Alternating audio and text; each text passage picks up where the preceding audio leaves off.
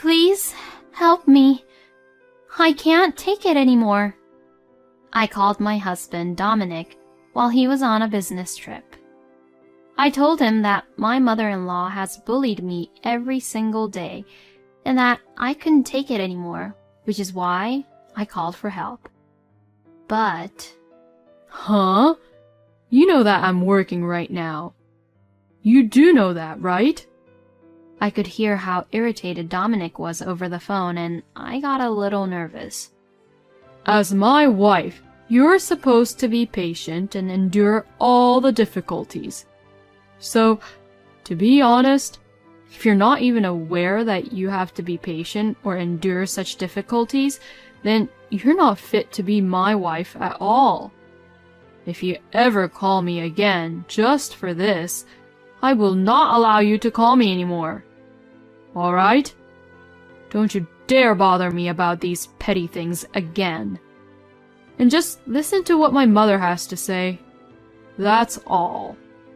And just saying that, Dominic hung up on me without even hearing what I needed to say.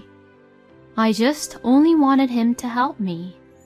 I cried and dialed again, but my husband never picked up. Oh, finally I see. This man is never going to help me, huh? I closed my eyes while I cried. My name is Bella.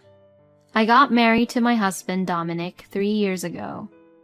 Dominic was a salesman at the company I had joined as a new employee, and as his direct subordinate, he had taught me many things about the work and how the company ran. At the time, I found him wonderful to work with, so when he began to approach me, I felt really happy. We ended up dating less than a year after I joined the company, and in the winter of my second year at the company, Dominic had proposed. I had actually intended to continue working after we got married, but Dominic refused that I continue working at the company. A husband is supposed to make things easy for his wife. Besides, it would be more convenient for us if we were thinking about having kids and the future. I could understand his point of view, but I also had my own reasons for wanting to work. I needed to be prepared to give up the career I had built over the years. And above all, I was proud of my current job.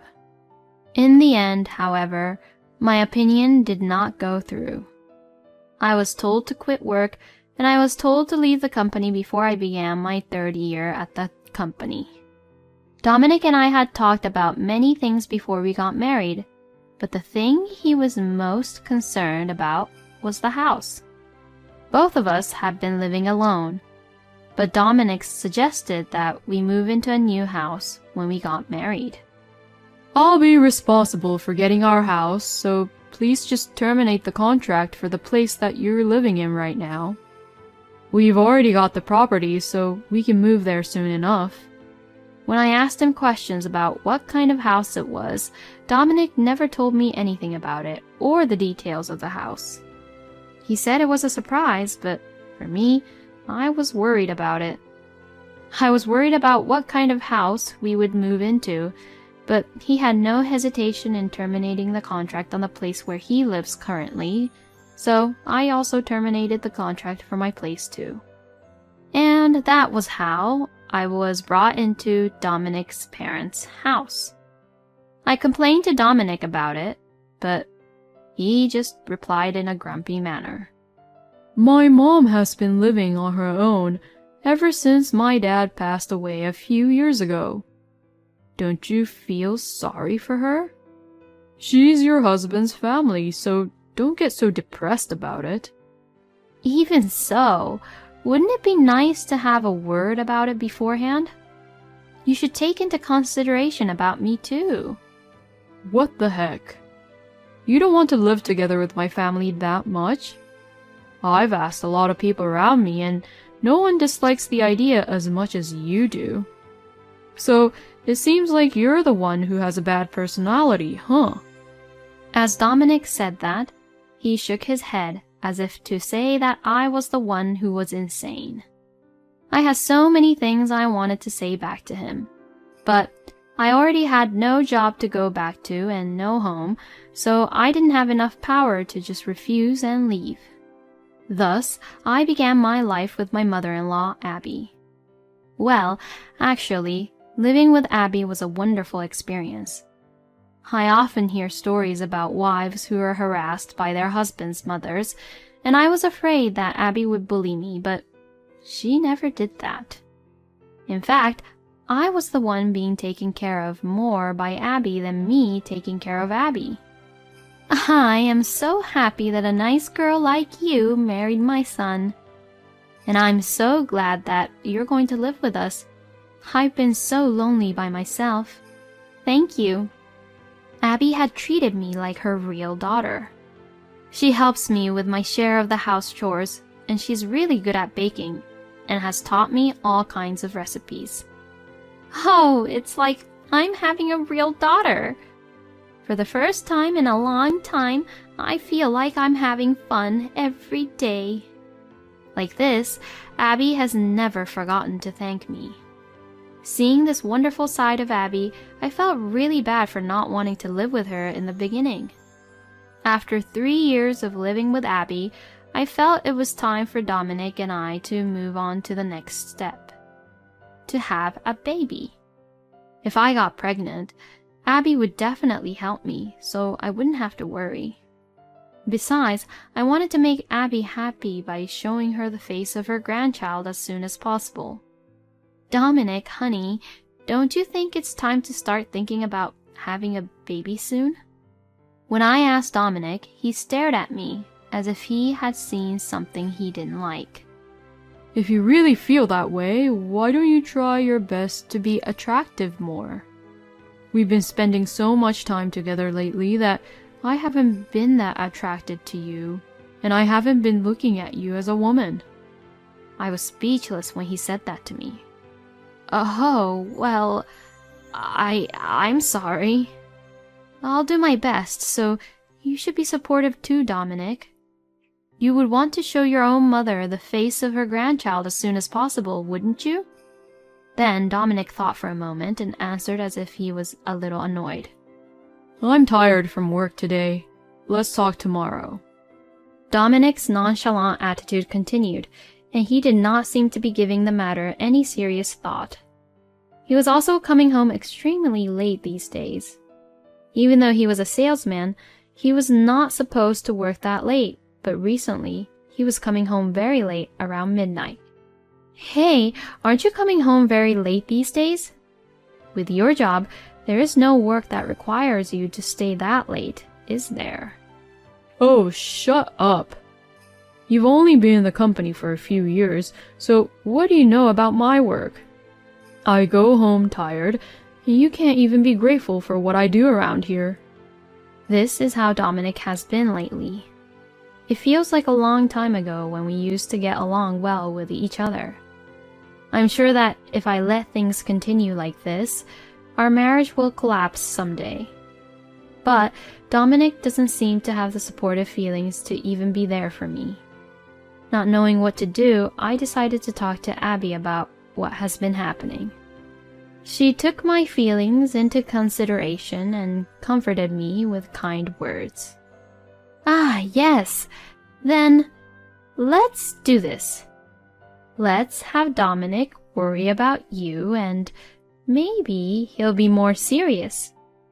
And what she suggested was that I lie to Dominic and tell him that Abby was bullying me badly. Oh, I can't do that. I can't make you, who has always been so good to me, a bad person. I am happy enough that you feel that way, Bella. Besides, I want to see my grandchild's face as soon as possible, so I want you guys to have a good relationship as a husband and wife. Abby gently persuaded me to go through with the plan to get Dominic worried about me. Dominic was off work that day, but he had gone for a drive to get away from distractions and to get refreshed. I called him at a time when he would be eating lunch, and he answered the phone as if he was a little irritated. What is it? I'm driving and feeling all good, but then you call me and ruin these good vibes. Now you're just gonna spoil the fun. Hey, I actually have something to say that I don't feel comfortable talking to you about at home. Actually, Abby is harassing me very badly. I continued the conversation, acting like I was whispering so people wouldn't hear me. Next to me, Abby was having her hand over her mouth, desperately trying not to burst out laughing. I was looking forward to seeing how my husband would react, but what came out of his mouth were just so shocking to hear. You're the wife, so you're supposed to put up with it. You're saying that my mom is harassing you, but I think that it's partially your fault for being so useless too, don't you think? You don't even work anyway, you just stay at home, so you at least should put up with it. Also, my mom must be going through menopause, and maybe everything you do is getting on her nerves, you know? The only thing mom's looking forward to is probably harassing you, so just let her do it. Dominic laughed it off as he said this, and this just left me speechless. Plus, I could hear a woman's voice in the background of our phone call. The only thing that your wife is worth for is for her to take care of your old mother. I heard those words just before I hung up the phone. As I hung up the phone, Abby and I looked at each other. The conversation I had with Dominic was on speaker so that Abby could hear everything we were saying. I can't believe Dominic would say those awful things about you, Bella. I can't believe Dominic would say such a thing about you, Abby. Then we both shouted, "That's absolutely unacceptable." And the woman's voice we heard over the phone was clearly talking to Dominic. When Dominic left this morning, he was saying that he was going for a relaxing drive all day alone, but I never thought that he was there with another woman. I also suspected him of cheating on me, but it's not like he's going to tell me the truth when I question him. I discussed with Abby and decided to go through with pretending of not knowing until we found any sort of proof. A few days later, Dominic suddenly left the house, saying he had to go on a business trip. I'll be gone for a few days, so please take care of my mom and the house for me.